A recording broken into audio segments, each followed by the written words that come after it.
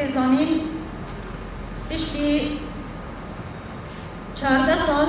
berxwedanî têkoşîn bi pêşengtiya jina azad li herêmên Bakur û Rojhilatê Sûrî ji Heleb heta Dêrek, Dêrê Zor, Efrîn li hemî qalan, li hemî bajaran,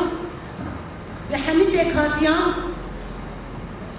gelên Bakur û Rojhilatê Sûrî helwestê xwe nîşan da, sîstema xwe ava kir, xwe birêxistin kir. û li hemberî sîstema desthilatdar serî hilda û sîstema desthilatdar li herêmê xwe da hilweşandin. Çi sîstema behs be, çi sîstemên û dest dirêjî li ser destkeftiyên şoreşa me dikir. Piştî 14 salan ji têkoşîn û berxwedaniyê, piştî 14 salan bû Sûrî bi giştî rizgar bû,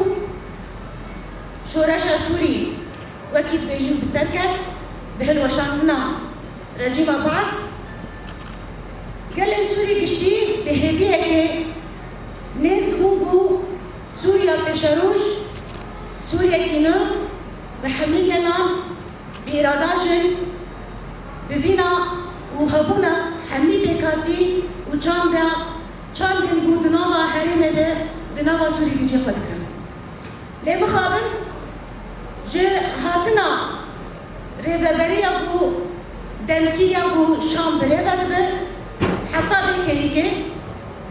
sêdî neh meha heta îro roj her gavên tên avêtin, gavên mixabiniyê, gavên bû hêviyê gelê Sûrî vala derdixînin. Ji rakhandina destûra Sûrî, ji rakhandina hilbijartina, ji nêzîkatiyên wî hemberî jin û jin ji nedîtî dîtî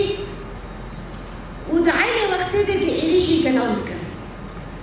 Êrişî gelên Elewî kir, êrişên gelê Durzî kir, lê mixabin xwestin êrişê gelên Bakur û Rojhilatê Sûrî û di serî de gelên Kurd bikin. Tê zanîn ku ji do de beriya demekê her tevliheviyekî li herêmên Şêx Mexsûd û Eşrefiyê hebû, lê ji do de geftên rêveberiya Şam ya demkî nesekînin li ser her du herêmên ya ji her du taxên me. Her du taxên bû numûneyê bû ji bo proja netewa dîmokratîk,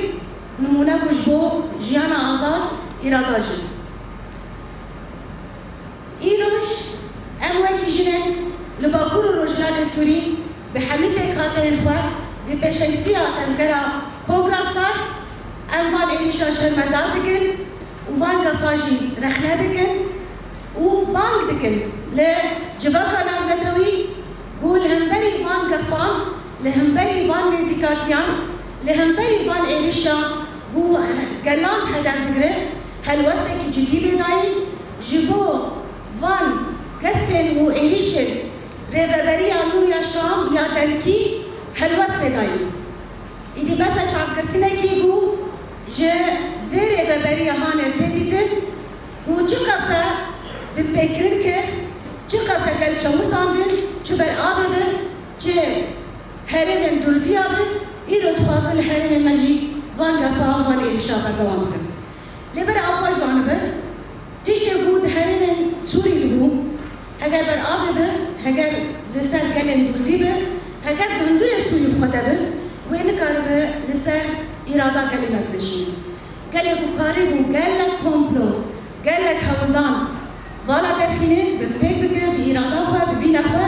wê karibe hemberî vê hişmendiya anî ji derkeve. Ev hişmendiya bû rastî jî ne hêviya gelê Sûriyê,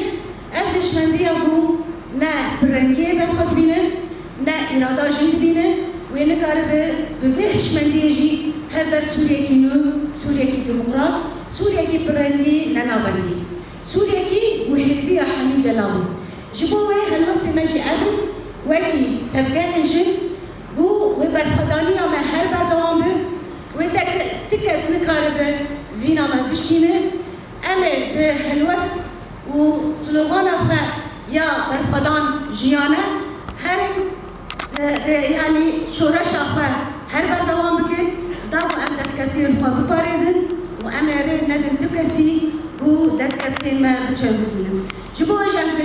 بيجي برخدانا شيخ مقصود بيجي برخدانا أشرفية بيجي برخدانا حلب بيجي برخدانا قليل باقون الرجلات السوري ويتكس نكارب بينا وابشبنا